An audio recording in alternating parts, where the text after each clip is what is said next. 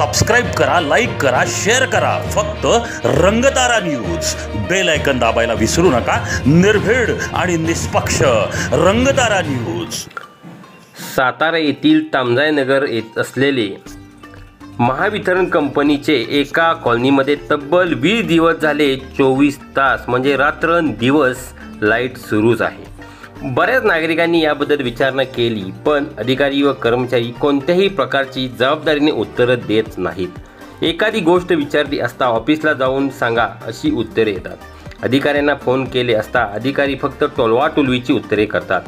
लाईटवरची 24 तास लाईट सुरू असून खांबावरची लाईट 24 तास सुरू असून देखील असलेले हे बिल जनतेच्या खिशातून मात्र जबरदस्तीने वसूल केले जाते. सातारा महावितरण कंपनीला या गोष्टी समज काय चालू आहे हे समजत नाही. महावितरण कंपनीची मनमानी कारभार. लाईट कट करायला मात्र तत्पर हजर राहतात आणि जबरदस्तीने लोकांकडून जनतेकडून पैसेही वसूल करतात. मग अशी गोष्ट जेव्हा चालू असते तेव्हा मात्र दुर्लक्ष करतात. अशा अधिकाऱ्यांच्या मनमानी कारभाराला सातारची जनता सहन करावी लागते.